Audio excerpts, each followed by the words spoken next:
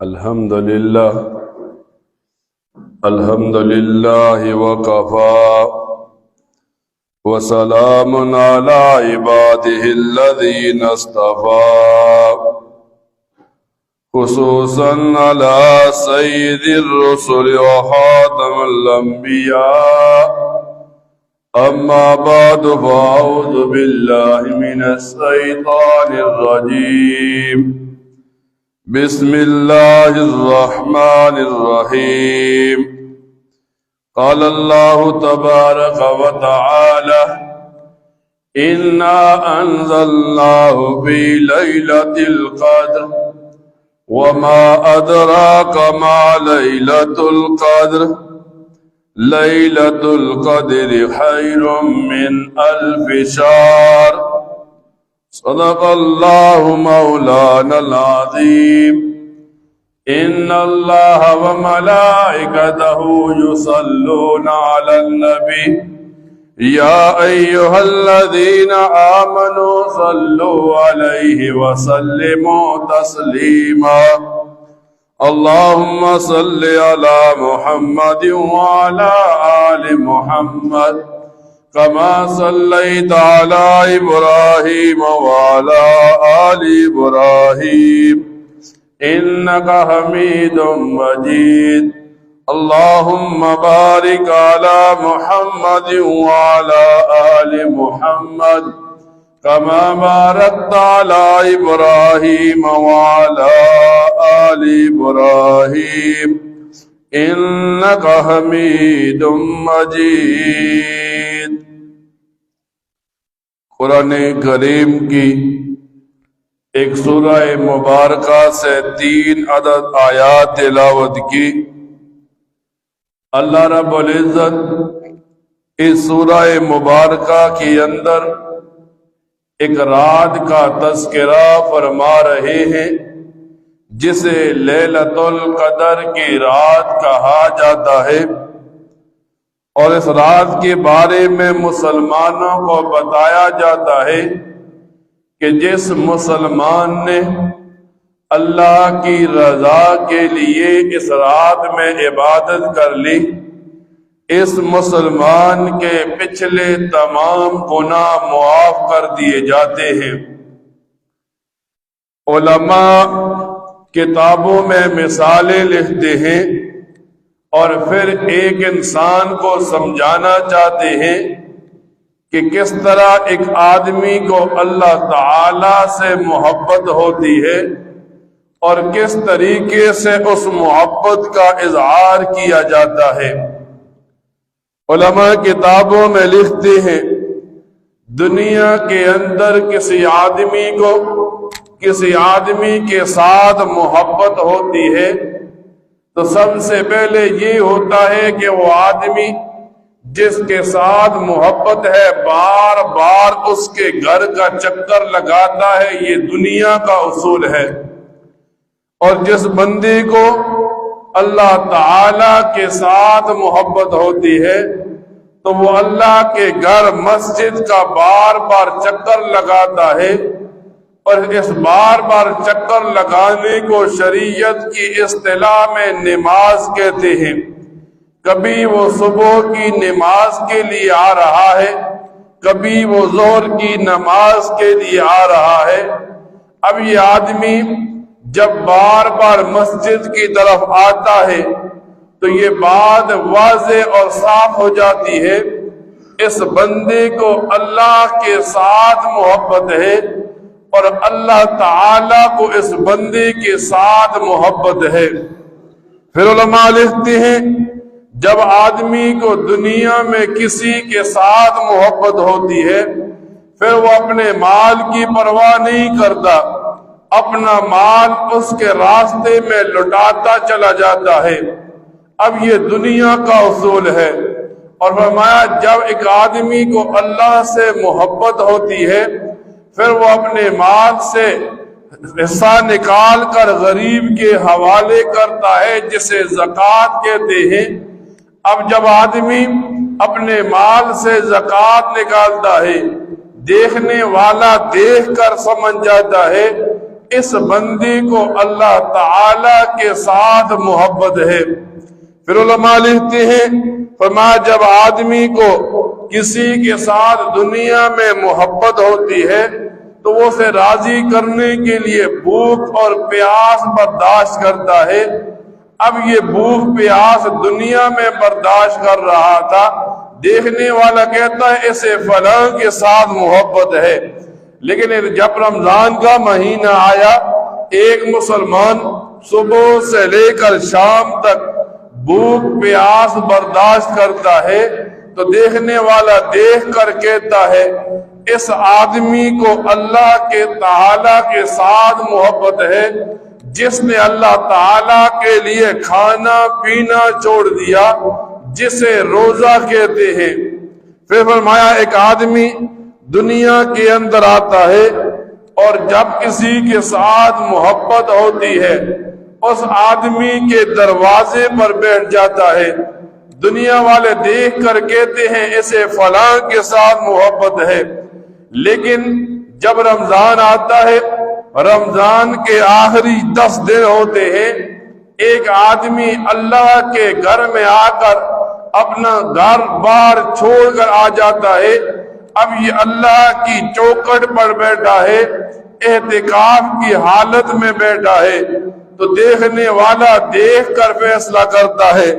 اس آدمی کو اللہ تعالی کے ساتھ محبت ہے۔ پھر فرمایا دنیا میں کسی کے ساتھ محبت ہو بندہ اس کے لیے محلہ چھوڑ دیتا ہے، شہر چھوڑ دیتا ہے اور گاؤں چھوڑ دیتا ہے، یہاں تک کہ ملک چھوڑ دیتا ہے، دنیا والے دیکھ کر کہتے ہیں اسے فلاں کے ساتھ محبت ہے۔ فرمایا اس کے مقابلے میں ایک آدمی ذی الحجہ کا مہینہ پاتا ہے، ملک چھوڑ دیا، رشتہ دار اور گھر چھوڑ دیا، یہاں تک کہ تن کے کپڑے بھی اتار دیے، اب یہ احرام کی حالت میں ہے، اب یہ اللہ کو راضی کرنے میں لگا ہوا ہے، کبھی یہ اعتکاف کر رہا ہے، کبھی یہ حج کا کوئی دوسرا امر لازم کر رہا ہے اپنے اوپر، تو دیکھنے والا دیکھ کر کہتا ہے اس حاجی کو اللہ تعالی کے ساتھ محبت ہے۔ فرمایا اسی وجہ سے جب یہ باتیں ظاہر ہوتی ہے تو ایک آدمی دیکھ کر بتانے لگتا ہے کہ اس آدمی کو اللہ تعالی کے ساتھ محبت ہے۔ اب جب رمضان آیا، رمضان کے 20 دن گزرنے کے قریب ہوئے، اب لوگ گھروں سے بستر اٹھاتے ہیں، مسجد میں آ کر بیٹھ جاتے ہیں، اللہ تعالی کے ساتھ لو لگا لیتے ہیں۔ اب جب یہ مسجد میں آ گئے ان کا سونا بھی عبادت بن گیا، ان کا خاموش رہنا بھی عبادت بن گیا،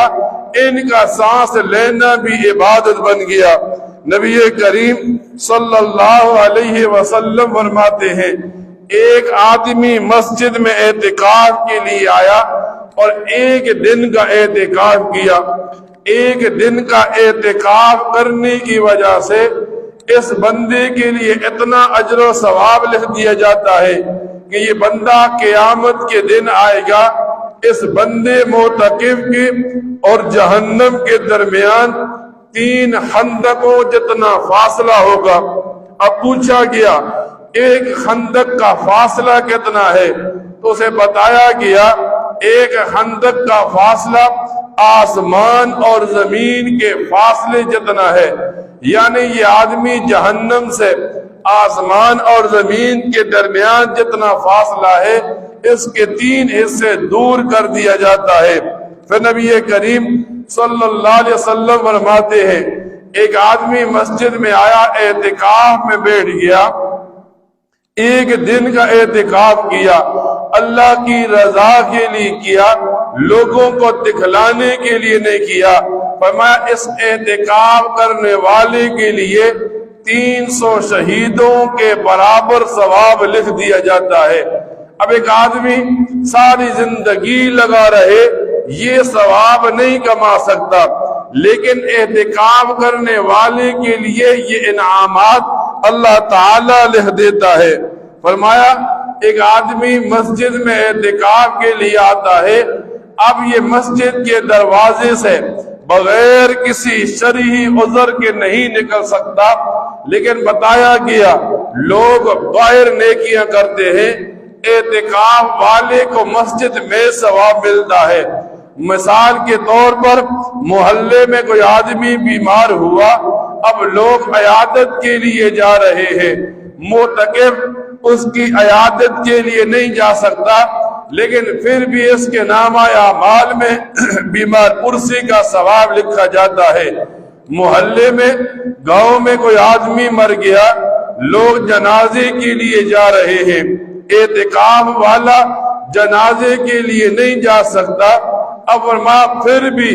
اس اعتکاف کرنے والے کے نامہ اعمال میں اس جنازے کا ثواب لکھ دیا جاتا ہے۔ جب یہ رمضان کا مہینہ ایک مسلمان کو انعام کے طور پر دیا گیا تو اس رمضان کے مہینے میں ایک رات بھی مسلمان کو دی گئی، اور اس رات کے بارے میں یوں بتایا گیا، میں جب ایک آدمی مرتا ہے قبر میں جاتا ہے، قبر کی رات بڑی ڈراؤنی خوفناک ہے، جہاں انسان کے لیے بڑا خوف ہوگا، لیکن جس آدمی نے لیلۃ القدر کی رات کو پا لیا اس کے لیے قبر کی رات کے اندر کوئی خوف نہیں ہوگا۔ اب لوگ یوں سوال اٹھاتے ہیں کہ لوگ اعتکاف میں بیٹھ گئے، اعتکاف میں بیٹھنے کے باوجود لوگ اعتکاف کے اندر لیلۃ القدر کو نہیں پاتے، کیا اس کا ثواب کسی مسلمان کو ملتا ہے یا نہیں؟ تو علماء لکھتے ہیں نبی کریم صلی اللہ علیہ وسلم نے فرمایا جس آدمی نے عشاء کی نماز جماعت کے ساتھ پڑھی اسے آدھی رات عبادت کا ثواب ملتا ہے، پھر جس بندے نے صبح کی نماز بھی جماعت کے ساتھ پڑھ لی اس آدمی کو پوری رات عبادت کا ثواب ملتا ہے۔ اب جیسے ہی رمضان آیا، رمضان کے آتے ہی لوگوں کو ایک دعوت دی جانے لگی، اور دعوت دی جانے لگی اعتکاف کے لیے۔ اب لوگوں کو بتایا جانے لگا اعتکاف کی 3 قسمیں ہیں۔ ایک اعتکاف تو یہ ہے آدمی نظر مانے میرا فلاں کام ہو گیا تو میں مہینے کا 20 دن کا اعتکاف کروں گا، اس اعتکاف کو نظر کا اعتکاف کہتے ہیں، اور یہ اس آدمی پر واجب ہوتا ہے جو اس نظر کو مانتا ہے۔ دوسرا اعتکاف سنت ہے جسے سنت مؤکدہ علی الکفایہ کہتے ہیں، کہ ایک آدمی رمضان کے دنوں میں جب آخری 10 دن ہوئے گھر سے بسترا اٹھایا مسجد میں آ کر بیٹھ گیا، اب یہ 10 دن اللہ کے گھر میں گزارے گا، اس اعتکاف کو سنت کہتے ہیں۔ اور جب ایک محلے کے اندر ایک مسجد ہو، لوگ رہ رہے ہوں، تو محلے والوں پر لازم ہے کہ کم از کم ایک آدمی ضرور اعتکاف بیٹھے۔ اگر کوئی آدمی بھی اعتکاف نہ بیٹھا تو پورا محلہ گنہگار ہوگا۔ نبی کریم صلی اللہ علیہ وسلم کے بارے میں یوں آتا ہے، آپ ہر سال اعتکاف کرتے تھے 10 دنوں کے لیے۔ ایک دفعہ ایسا ہوا کسی وجہ سے آپ صلی اللہ علیہ وسلم اعتکاف نہ کر سکے تو اگلے سال آپ نے 20 دن کا اعتکاف کیا، امت کو تعلیم دینے کے لیے کہ یہ کام کتنا ضروری ہے، یہ بات کتنی لازمی ہے ایک مسلمان کے لیے۔ فرمایا تیسرا اعتکاف جسے مستحب بھی کہتے ہیں نفلی بھی کہتے ہیں، کہ جب آدمی جتنی دفعہ مسجد آئے مسجد میں داخل ہونے سے پہلے یہ آدمی مسجد میں داخل ہو اور نیت اعتکاف کی کر لے۔ اب جتنی وقت تک یہ مسجد میں بیٹھا رہے گا اس آدمی کو اعتکاف کا ثواب ملتا رہے گا۔ اب جب یہ رمضان کے 2 عشرے پورے ہونے لگے، تیسرا عشرہ قریب آنے لگا، تو ہر محلے میں ہر مسجد میں لوگ اعتکاف کی نیت کے ساتھ آ کر بیٹھیں گے، لیکن اعتکاف والے کے لیے کچھ باتوں کا ہونا لازمی اور ضروری ہے۔ ہمارے لوگوں کا مزاج ہے، ہمارے لوگ سمجھتے ہیں بس مسجد میں آ گئے بیٹھ گئے، ویسے ہی بیٹھے ہیں گپوں میں، نہ عبادت کا غم ہے، دنیا کے ساتھ تعلق بنائے ہوئے ہیں۔ اب یہ آدمی 10 دن تک اللہ کے گھر میں بیٹھا رہا، سمجھتا رہا میں اعتکاف کی حالت میں ہوں، حالانکہ پہلے دن ہی اپنا اعتکاف ضائع کر چکا ہوتا ہے۔ فقہا لکھتے ہیں اور علماء فرماتے ہیں اس دور کے اندر اعتکاف میں بیٹھنے والے کے لیے سب سے لازمی اور ضروری بات ہے کہ وہ اپنے آپ کو موبائل سے دور رکھے۔ ہمارے ہاں کیا ہوتا ہے، ایک آدمی اعتکاف میں بیٹھ گیا، اب اعتکاف میں بیٹھا آدمی محلے کے لوگوں سے تو دور ہو گیا، لیکن موبائل پر انٹرنیٹ کھولا ہے،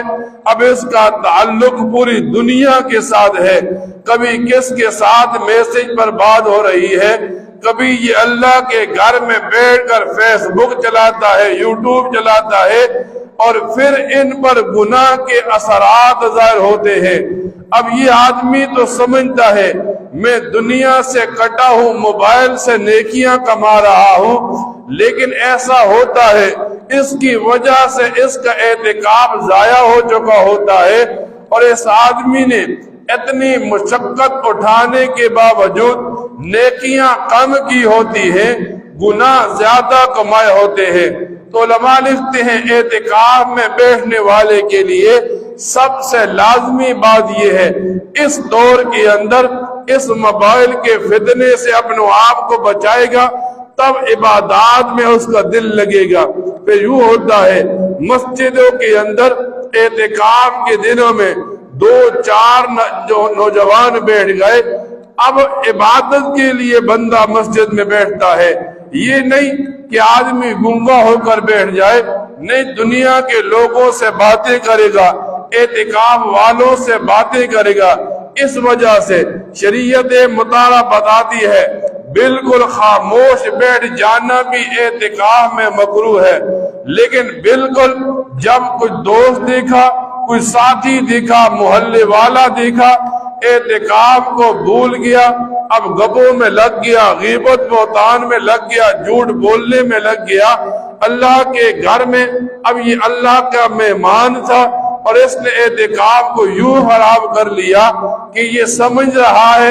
اس سے کوئی گناہ نہیں ہوتا۔ تو اس آدمی کو پتہ ہونا چاہیے اعتکاف والے کے لیے یوں آتا ہے المعتکف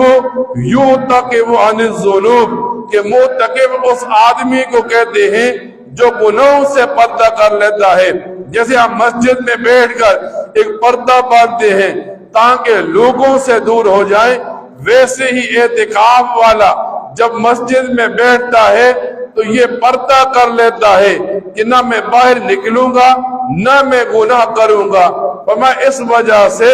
اب رمضان کا آخری حشرہ شروع ہوگا تو ہر محلے کے لوگوں پر لازم ہوتا ہے مسجد میں اعتکاف بیٹھنا۔